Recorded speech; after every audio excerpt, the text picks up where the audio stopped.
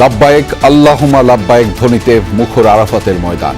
খুতবায় শেষ হলো হজের মূল পর্ব, ঐক্য, তাকওয়া আর বিশ্ব শান্তি কামনা।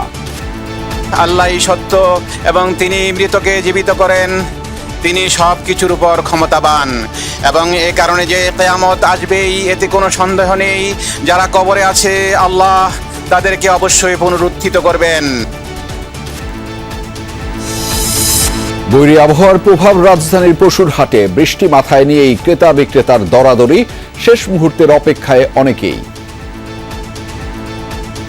কম বলতেছে, আমাদের পরিমাণ হচ্ছে না। দাম হইলো এখন একটু ওরা বেশি চাইতেছে, বাট হাটে প্রচুর গরু আছে, মানুষ কম ওই হিসাবে। বেশিক্ষণ হয় না, আসছি আর দাম দর মধ্যে হয়ে গেছে, নিয়ে গেছি।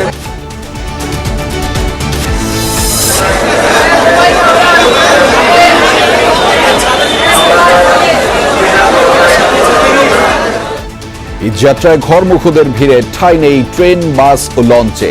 দক্ষিণে স্বস্তি, উত্তরের পথে ভোগান্তিতে যাত্রীরা, বাড়তি ভাড়া আদায়ের অভিযোগ। মেসেজের টাইম থেকেও অনেকটা লেটে ছাড়তেছে আর কি, এটা আমাদের জন্য খুব একটা ভোগান্তি। টিকিট পাই না ইঞ্জিন কভারে, নর্মালিও যাই 900, 1000 এরকমই লাগে, বাট এখন দেখা যাচ্ছে লোকাল গাড়ি যেগুলো আছে ওগুলাও দেখা যাচ্ছে যে 1000 টাকা চাচ্ছে, 1200 টাকা চাচ্ছে। 17 বছরের নৈরাজ্যে সন্ত্রাসীদের অভয়ারণ্য হয়েছে জঙ্গল সলিমপুর। মন্তব্য স্বরাষ্ট্রমন্ত্রীর। ক্যাম্পে হামলার পেছনে ছিল বাহিনীর দুর্বলতা, বললেন র্যাব মহাপরিচালক। সুন্দরবনের মহেশ্বরীপুর যেন আরেক জঙ্গল সলিমপুর।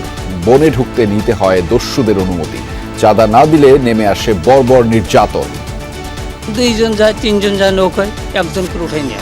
আমাদের 20,400 টাকা নেবে না, তো এইটা আমরা কামাই করে আনবো না তাদের দিয়ে আসবো। হাম উপসর্গে প্রাণহানি 550 ছাড়ালো, আজও ঝরল 10টি প্রাণ। আইসোলেশনের ওয়ার্ডে শয্যা সংকট চরমে। খোলা আকাশের নিচে কালশির ঘর পোড়া মানুষ, ধ্বংসস্তূপের মাঝে শেষ সম্বল খুঁজছেন অনেকেই, দ্রুত পুনর্বাসনের দাবি।